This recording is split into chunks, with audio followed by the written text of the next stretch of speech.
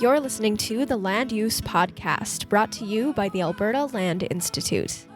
Alberta municipalities are going through a number of boundary adjustments, and it has been happening for quite some time. In the media, we hear more about what happened in Calgary or Toronto, but most of the amalgamations and annexations occur in small towns and villages.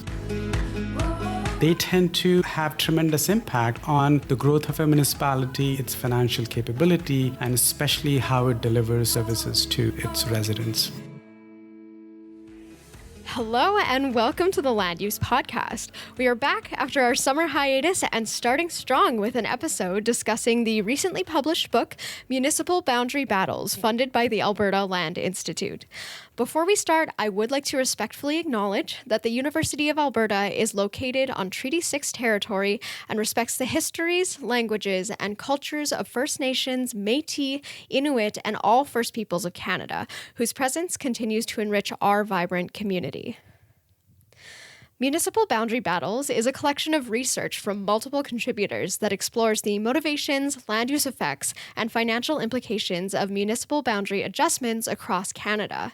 In an Alberta context, annexation in particular has become more and more common, so it's important that we understand why and the effect that annexation or amalgamation may have on our communities. Editor and contributor Sandeep Agrawal, who is also the director of the Alberta Land Institute, is here to discuss the book with us today. Welcome back, Sandeep. This isn't your first rodeo, but for anyone who didn't listen to episode 4, could you please reintroduce yourself? I'm Sandeep Agrawal. I'm the director of the Alberta Land Institute at the University of Alberta and a professor in the School of Urban and Regional Planning at the University of Alberta. Great, thank you. So could you give us a brief explanation of what annexation is? Sure. Yeah, annexation is basically when a municipality expands its boundaries by acquiring land from a neighboring municipality. So in the case of Alberta, for instance, annexation is initiated by a municipality by giving a notification to their adjacent municipality that it wishes to acquire a piece of land from them. So then what is amalgamation? Amalgamation is where two or more municipalities come together and basically they merge together to form a new municipality. It could happen in two different ways. One is voluntary, where the municipalities agree to merge together, or involuntary, where the province or some other level of the government tells the municipality to do so. Great, thank you. So now that we have a bit of an understanding of these two different kinds of municipal boundary adjustments, how are they relevant in an Alberta context? So the two types of municipal boundary adjustments are relevant to Alberta because Alberta municipalities are going through a number of boundary adjustments, and it has been happening for quite some time. Most of the adjustments are to do with annexation and not so much with respect to amalgamation, although there is a growing interest on the amalgamation side. Okay, and was that kind of the impetus for the book? Yes, so the book is about these two types of municipal boundary adjustments, while there are others that are out there, but these are the two main ones, not just in Alberta, but across Canada.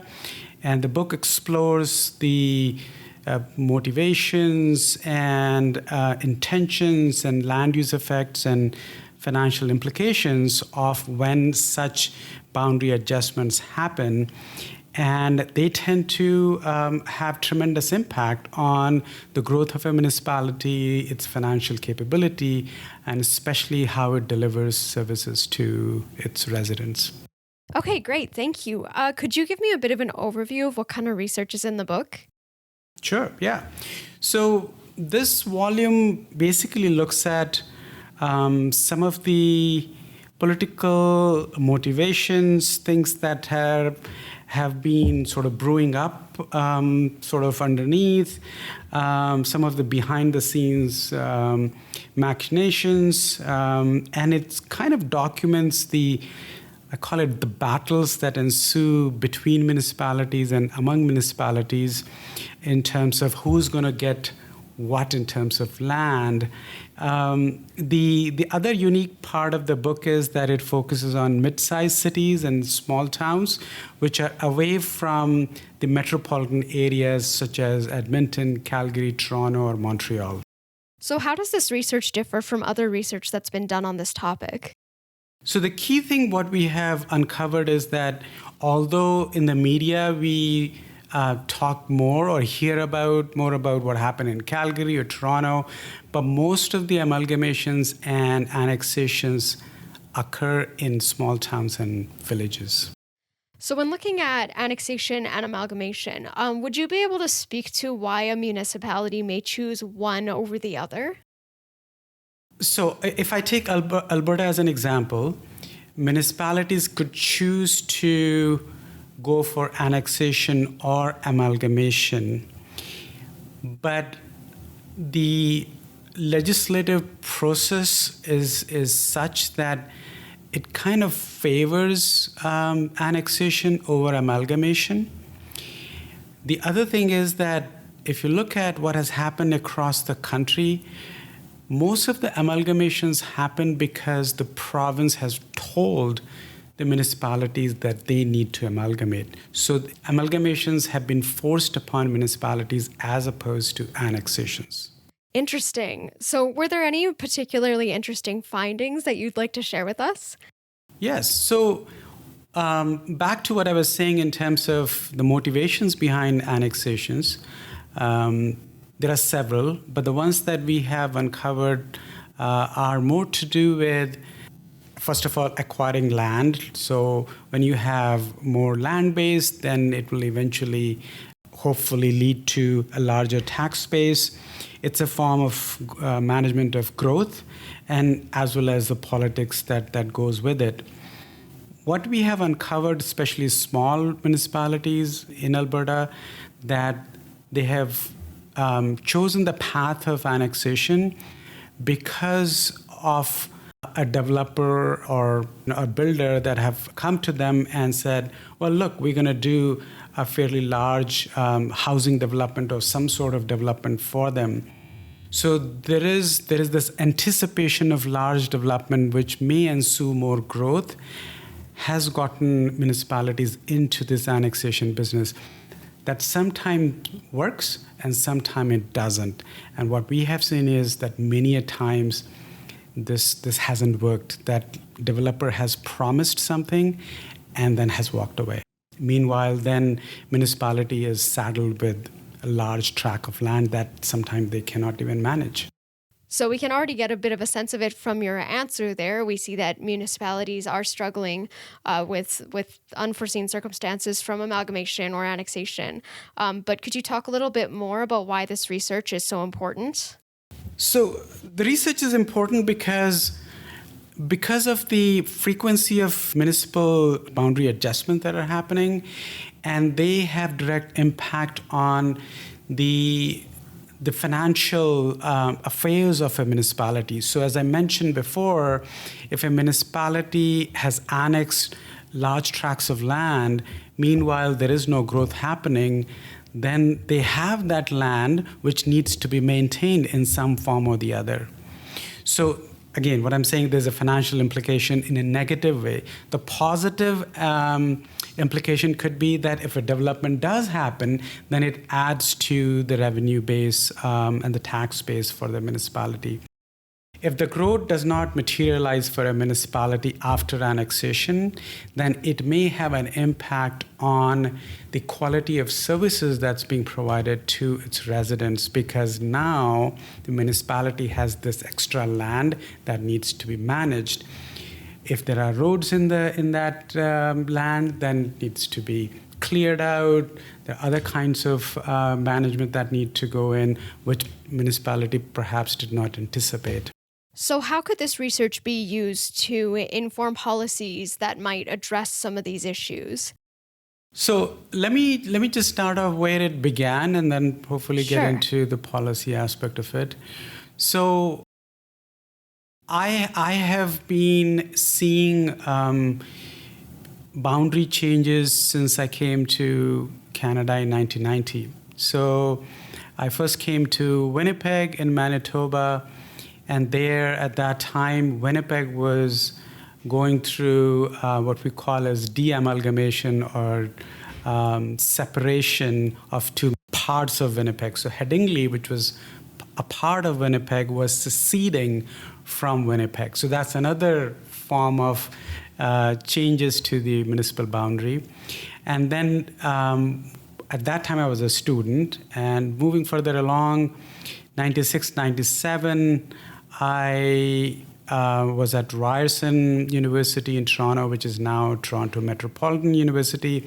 And at that time, Toronto had gone through amalgamation, where 6 municipalities were merged at the request of the province of Ontario. When I moved to Alberta, this 2012, 2013, Edmonton, where I got my second faculty position, Edmonton was in negotiations with, or having conversations with, Leduc County and Beaumont to annex land. So I have seen all kinds of boundary adjustment in the course of my life. So the question that arose from all of those observations that I had were to do with, why do these boundary adjustments happen? What are the land use outcomes of these boundary adjustments, and how do they affect municipal finances? So that's where it actually began.